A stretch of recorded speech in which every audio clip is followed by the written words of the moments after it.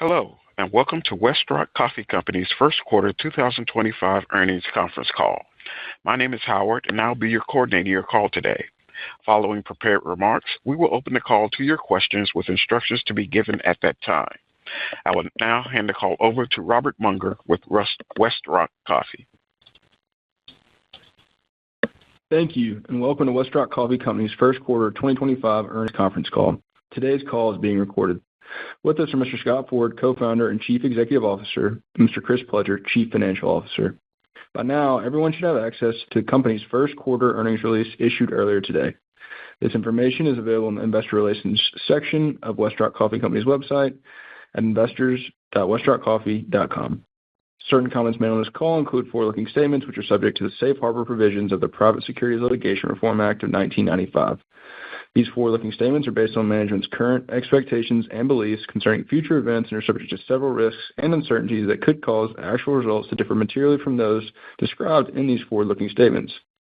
Please refer to today's press release and other filings with the SEC for a more detailed discussion of the risk factors that could cause actual results to differ materially from those expressed or implied in any forward-looking statements made today.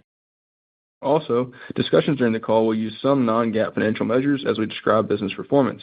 The SEC filings, as well as the earnings press release, provide reconciliations of these non-GAAP financial measures to the most directly comparable GAAP measures. And with that, it is my pleasure to turn the call over to Scott Ford, our Co-founder and Chief Executive Officer. Thank you, Robert. Good afternoon, everyone. Thanks for joining us today. I'm happy to share with you that in the first quarter of 2025, we continued to make great strides towards our goal of becoming the premier integrated strategic supplier to the preeminent coffee, tea, and energy beverage brands globally. We ended the first quarter with the combination of our Beverage Solutions and SS&T segment adjusted EBITDAs of $11.5 million, up 3.3% over the prior year, in line with our expectations and our previous guidance of essentially flat for the first quarter of 2025.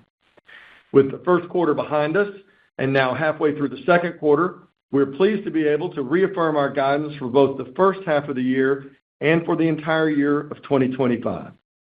When added together, the combination of our Beverage Solutions segment adjusted EBITDA and SS&T segment adjusted EBITDA should total between $27.5 and $34 million for the first half of the year, an increase of roughly 25% over the prior year, and track to be between $75 and $88 million for the full year 2025, up roughly 35% over 2024. There are a number of significant factors that create this performance, and while not detracting from the many fantastic accomplishments and goals yet to be achieved in cost controls, systems development, and new customer and product wins, the single most important element driving this performance is the commercial launch of our two new Conway, Arkansas manufacturing facilities. The often mentioned country's largest roast-to-extract to RTD facility is literally leaping to life in front of our eyes as we have begun commercial quantity production runs for many of our new customers in this facility in the past 45 days. It has not been without its challenges. It is a feat everyone else in the industry seemed to have walked away from rather than attempting, but we meet daily on the punch list of activities we must deliver on as a team, and at this point, that list is now short, manageable, and we are highly confident we will attain our deliverables. My respect for this team is immense as I watch them daily perform Herculean tasks with grace and grit. At the exact same time as the Conway RTD facility went commercial, we also launched our second single-serve cup manufacturing facility in part of the new Conway Distribution Center complex. Fortunately, this startup of this plant has gone seamlessly as we have over 200 people that work in our original single-serve plant just 20 minutes down the road that we have tapped into for insights, staffing help, and startup workload sharing. As always, my gratitude goes out to this tremendously talented team as well. Together, these facilities encompass over 1 million square feet and can produce and distribute hundreds of millions of RTD cans, glass bottles, and multi-serve bottles, along with ultimately billions of single-serve cups each year. We remain convinced that consumer-driven shifts taking place in the coffee and related beverage market are going to create immense return opportunities for a few companies while stagnating others, and that our customer base positions us as one of the very few companies globally who have the technological expertise and breadth of product offerings to deliver on this type of industry-altering strategic plan. By becoming the lead innovation and development partner, dependable and sustainable sourcing resource, and low-cost processing and packaging outsourcer for the world's leading beverage brands, we enable them to capitalize on their brand equity positions through the transition of their product portfolio in step with the movements of their end consumers. So as we speak today, and as referenced on our last call, we are now bringing a second can line online in the third quarter of this year and have a third can line now on site and ready to install as demand continues to ramp. Our retail packaging capacity in North Carolina, which was only recently doubled, is now up for another 50% expansion, and our new single-serve plant in Conway is about to undergo another 100% capacity extension. Simply to meet the demand these iconic brands have brought to us across our product portfolio over just 24 and early 25. These are examples of growth brought about from our delivery as the leading integrated platform in the category, progress that in turn grows the value of our services to our customers, enhances our teammates' careers, manifests our pricing power on the ground daily for smallholder farmers in the developing world, and rewards our shareholders, who entrusted us with their money with every expectation of a handsome return. These are important things and worthy of our greatest efforts.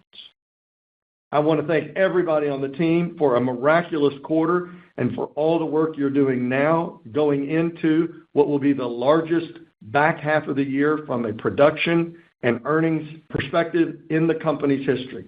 With that, I'm going to turn the call over to Chris Pledger, our CFO, and I'll rejoin you shortly for questions. Thank you. Thank you, Scott, and good afternoon, everyone. The first quarter of 2025 was a good one at Westrock Coffee Company.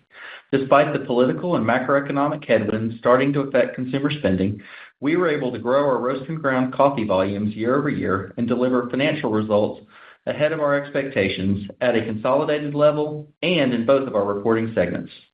On a consolidated basis in the first quarter, net sales increased by 11.1% compared to the first quarter of 2024. Our net loss was $27.2 million, while consolidated adjusted EBITDA was $8.2 million, with that result being burdened by $3.3 million in Conway scale-up operating costs. Comparatively, last year's first quarter consolidated adjusted EBITDA was $11.1 million, but with no Conway scale-up operating costs. For an accurate comparison, you would add $3.3 million in Conway scale-up costs to the $8.2 million in consolidated adjusted EBITDA to get a true picture of our quarter-over-quarter performance. On a segment basis in the first quarter, Beverage Solutions had a 3.8% increase in net sales, while segment adjusted EBITDA was $9.6 million compared to $10.8 million in the first quarter of 2024. The increase in sales was driven by volume increases in roast and ground coffee of 7.6% and year-over-year growth in coffee commodity prices, which we passed through to our customers. The Sustainable Sourcing Traceability segment saw a 44% increase in sales compared to the first quarter of 2024, driven by strong volume growth and margin capture and higher coffee prices. This resulted in segment adjusted EBITDA of $1.9 million compared to $300,000 in the first quarter of 2024. Turning to capital expenditures, in the first quarter of 2025, we spent approximately $41 million in CapEx, over $30 million of which was related to our Conway extract and RTD facility. As stated on our last call, we expect the balance of the Conway CapEx spend to be completed by the end of the third quarter of this year. At quarter end, we had approximately $86 million in consolidated unrestricted cash and undrawn revolving credit commitments on our $200 million line. Our leverage remains within expectations and complies with our credit agreement covenants. As with everyone in the coffee space, we continue to contend with historically high green coffee prices and should begin to experience the impact of the recently announced tariffs on our coffee costs later in the second quarter. While both higher coffee costs and tariffs on coffee imports will impact our inventory values, the cost of coffee and the tariff costs are ultimately passed through to our customers. While this puts short-term pressure on our liquidity through increased working capital, we believe we're well positioned from a liquidity standpoint to withstand these higher costs. Like any business that sells products to consumers, we're closely monitoring the impact of the current political and macroeconomic volatility on consumer confidence and consumer spending, and we are getting ahead of any potential impact on our business by closely managing our expenses. In terms of guidance, while we continue to operate in an ever-changing consumer environment, we don't see any reason at this point in time to make any adjustments to our forward guidance. With that, we'll be glad to take a few questions. Ladies and gentlemen, if you have a question or comment at this time, please press star 11 on your telephone keypad. If your question has been answered or you wish to remove yourself from the queue, simply press star 11 again. Again, if you have a question or comment at this time, please press star 11 on your telephone keypad. Please stand by while we compile the Q&A roster.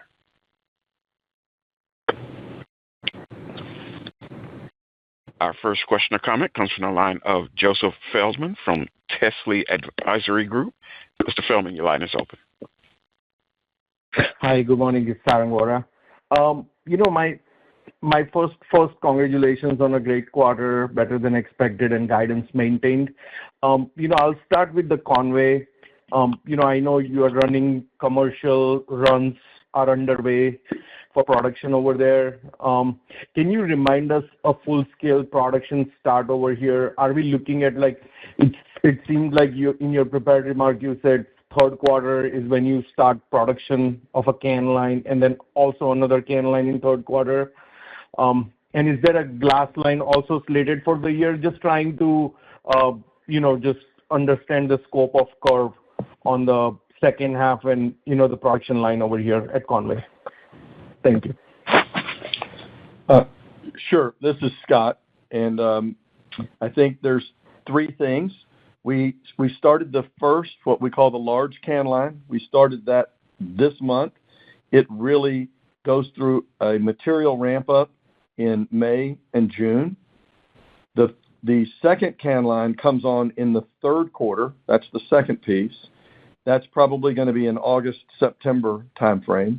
And then the glass line turns on in the third quarter and then ramps up over 3 quarters, the third, the fourth, and the first, to its full capacity.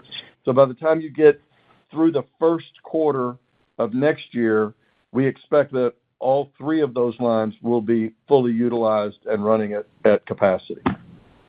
We have a third can line that we've purchased and that we've positioned that we will turn on at that point in time if we need it. That's great. I mean, it's good to see ramp starting to happen at Conway. I also had a small quick follow-up question. It seems like single serve is getting a lot of traction here. I mean, your success at the Conway, expanding in North Carolina. Can you help us understand how the volumes are ramping up on the single serve side, or what is your expectation for the year on the single serve side? Thank you. I'll pass it on. Sure. I'll comment on what's going on in the business, and then I defer all forward numbers speak to Chris. What's going on in the business is we are winning in the market. We have not only several private label wins. We've had a very substantive recent private label win, and we've had a very large branded product win. And we are in discussions with a number of other brands where they are coming to us to take on more and more of the portfolio, which is really at the heart of the design of this business. And this $400 million investment of turning on 2 new plants was to become a one-stop shop where we have 35 food scientists that can do product development work and match your flavor profile in a cup, in a bag, in a multi-serve bottle, in a can. And as the market is coming to understand what product development and market kind of insights that fuel that product development are available, we get people that are coming in to look at one product and we're selling them a different product, or we're selling them 2 other products rather than the one they came for initially. And our single serve lift that is taking place over the course of this year is largely a result of this multi-product shopping that brands and private label owners are doing in and around the Conway facility now. Chris, I'll turn it over to you if you'd like to clear that up or add anything. No, that was perfect. No, I think from a volume perspective and kind of monetizing the volume, we've got a pretty significant ramp that we start to see in the second quarter. Most of that will happen in the back part of the second quarter, and then we'll continue to grow. That's with the new customer that Scott talked about, and then we'll continue to grow volumes in single serve through the back half of the year as we continue to ramp volume for that customer and then have growth in some of our existing customers. So you're right, this is going to be a really good year for single serve as we continue to grow really volume sales starting in probably the last month of this quarter and through the rest of the year.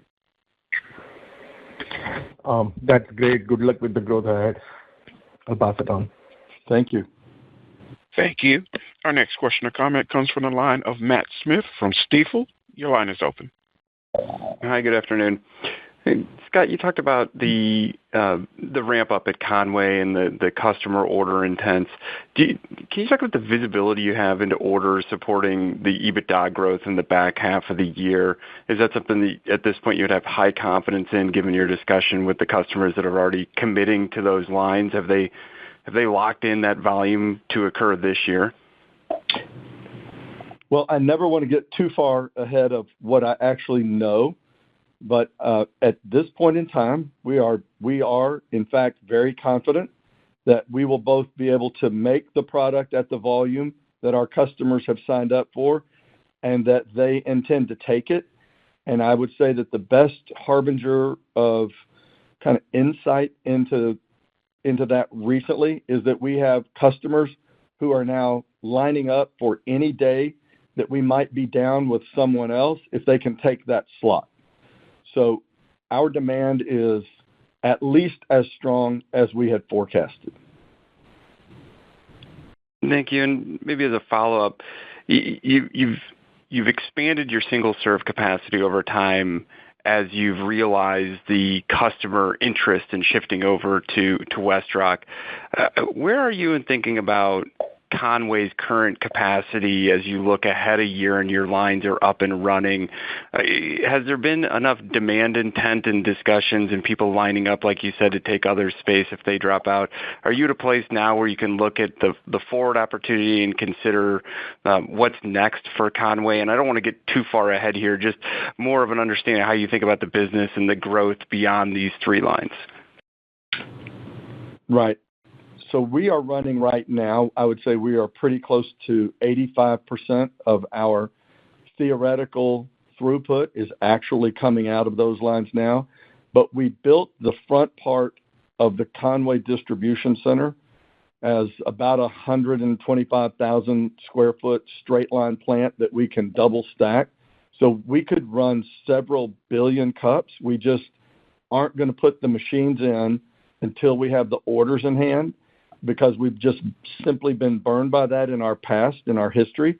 And we've learned that if we keep machines largely coming our way 12 to 18 months out, we are normally able to sell those out before we have to finish paying for them. And we're going to continue to practice that model. But we could add 5 billion more cups in that facility alone, and we could do that in less than 24 months if we had the orders to do it, which is a meaningful shift in global market share that would fit into that plant. Thank you. Matt, the only thing I'd add to that, on the RTD side, there's room in the Conway facility to be able to expand it as well. And so what Scott talked about earlier about positioning a third can line so that as demand comes, we have the ability to install that, commercialize it, and have it up and running to meet that demand. There's still room within the current footprint of Conway to be able to expand the facility, whether it's cans, multi-serve bottles, or whatnot. And then there's room outside the facility to expand it. I think that what that gives us is the ability to not only expand as customers' demand for kind of coffee and tea extract grows, but it also gives us the ability to expand into kind of the obvious adjacencies around energy as those opportunities present themselves as well. Thank you for that. And Chris, just one quick follow-up for me, and then I'll pass it on. When you talk about CapEx for Conway, can you clarify if that includes the distribution center and the K-Cup capacity or the single-serve cup capacity that's being added there? Thank you. We've kept that separate. It's in a separate facility, and so we've kept it separate. The incremental cost of it, some of the equipment that we're using, we're repurposing because we had bought it. Scott talked about, getting ahead of ourselves with CapEx spend. We had done a little bit of that, so we've been able to really repurpose equipment that we had planned for other customers into that facility. As we continue, we'll have some growth opportunities into that in an incremental CapEx spend that's all in the budget for this year. For single serve. So it's separate from just kind of what we traditionally have talked about as it relates to Conway.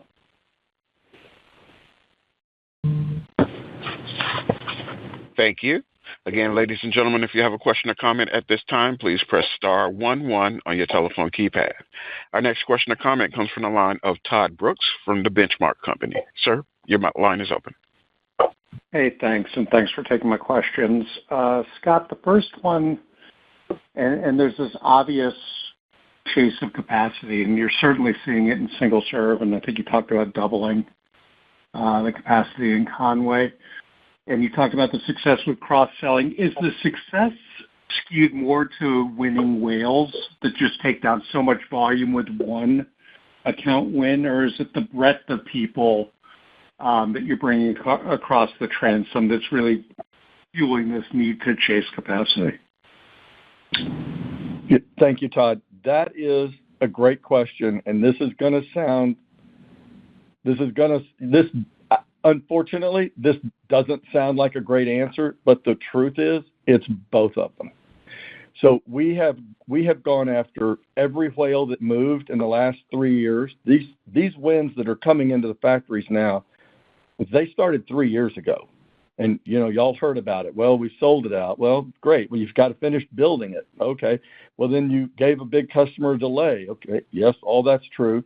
But when they do line up and they do come in, they fill the plant rapidly, and we scale rapidly. So the big whales have been the drivers, and we have focused on taking care of them because they are they are what's going to drive our volume, which drives our economics. At the same time, we have had a different team of sales and customer support people that have been working what I would say are the next 10 to 15 largest players in those categories, and we've had tremendous success with them, and we've tried to keep those two efforts to the extent we can. We're not a huge team, but to the extent we can, we've tried to keep those two efforts separated so that the smaller customers are being fit in a way and at a scale that they can run while we're getting the large ones in. Now, we didn't get that perfect for some of our smaller customers. We have recently changed some of the way that we're dealing with them. We've changed some of the way that we are providing service to them and the insights and communicating with them. They've been very gracious with us because what they get for that patience is they get an unbelievable product development and a team and an unbelievable cost because they ride on the back of the infrastructure that the whales drive. And so they benefit once we get them all in and lined up. So it's been complicated, but it's a great question, and we are within a couple of months of pulling both off. Okay, that sounds fantastic. Thanks, Scott. And then it's more of a macro level question, and I think it's just important for us to understand, given where the facility is in the ramp curve here. But if you just look at end markets and what you're hearing from your customers about coffee demand in general, with where the C price is and potential tariff overlay coming on board, where are we just from a consumption? You talked in the entire history of this relationship, you've talked about that shift from hot to cold.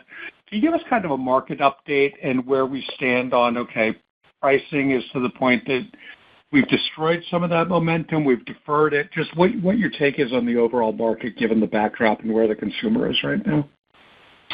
Right, and as we have talked about on previous calls, as a share winner, we are being overrun with share shift, and so our numbers are holding. We can honor our guidance because it was all share shift driven, and so the marginal play in the market, which you see, some of these categories are under some pressure.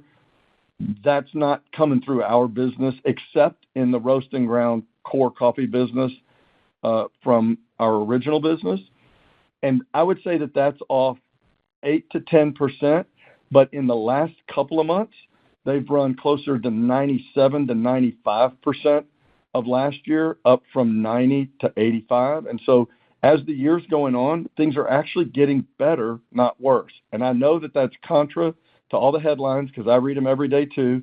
But if you look at our underlying unit demand, it's improving as we go through the year, not degrading. And people say, well, how can that be with a 10% tariff on coffees? Number one, it hasn't come through yet. It'll come through in the next 60 days. But number two, the day the tariffs were announced, the C price dropped the same amount.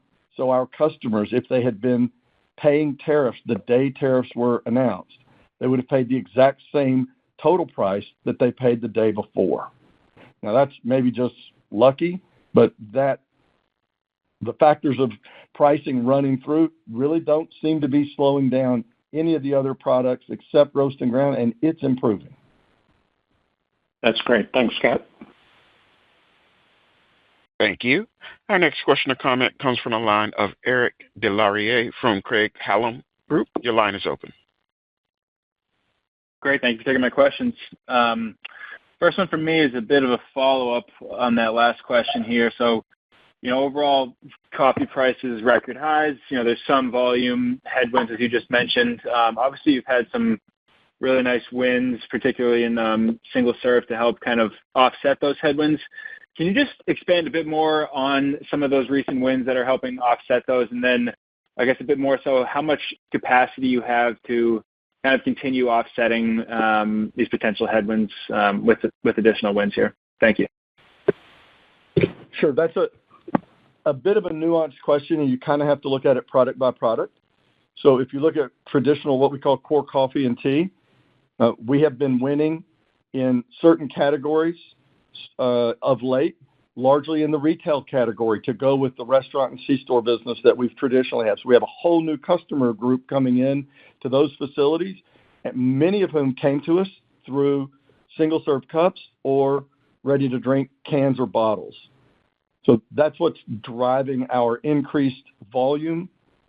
And now as the consumer kind of on a comparable basis, customer by customer, is strengthening a little bit through this spring, those numbers are actually kind of pulling through, and our volumes are up for the first time in a long time in the aggregate. I think I'm going to stay away from what the numbers are because one person needs to control those, and that's Chris. If you look at the single-serve business, we are winning both private label and major brands that are leaving other platforms. Period, full stop. We're winning across the board in that category, and we're very grateful for it. We're thankful for it. We take nothing for granted. Those teams work ridiculously hard to be precise and perfect in every cup they turn out, and they're doing a great job. And the ready-to-drink is we just turned on the largest, lowest-cost factory of anybody in the world, and, of course, it attracted the major brands. And fortunately, because of the work that the product development and commercializations teams have done, we've attracted most of the smaller brands that are scaling up as well, and that's a winning formula, really what we're doing. Yeah, absolutely. It's great to see all that coming together here. I guess just a bit more on the capacity you have to kind of take additional wins. I'm just, I guess maybe from a product standpoint, like where do you have additional capacity to kind of continue taking share? Everywhere. Got it. Because at this juncture, we built one of the reasons that we spent so much money the last 3 years was to build the infrastructure that once you started winning, once you got up, you stay up by being super aggressive on price and service, and then you just have to add incremental machines. We don't have to add incremental plumbing. We don't have to add incremental floor space. We don't have to add incremental AC. You just add machines, and we've built all three of these facilities that we've upgraded for that purpose over the last 3 years. So, yeah, there will be a place and time when that won't be true, but it's not happening in the next few years. Got it. That's very helpful. Yeah.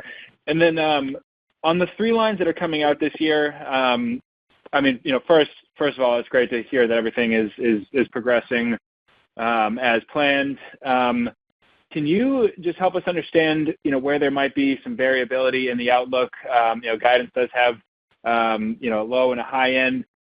Just kind of wondering if you can help us understand a bit more the potential puts and takes as this ramp progresses, whether that's, timing or quantities or however you want to take it. Just kind of wondering, just trying to get a better sense of the low and high end of the ranges and what could cause that. Hey, this is Chris. I think there's really 2 things that I think of. We're in the process of scaling a very large new facility, and so we included some variability in that scale up just to give us some wiggle room if things went slower than what we would have expected. At the end of the day, this is a fantastic story for the business, and what we didn't want to do is just stick a lights out number out there with the expectation that if we stumble a little bit or we undershoot that a little bit, that somehow it's not a great story for the company. And so we've had a great start to the Conway facility. We expect to continue to learn from the things we're doing, and right now we feel really good about the position we're in. So that was part of it, is creating some variability as we scale that facility. And the other thing is just really what ultimately is going to be the outlook for the consumer.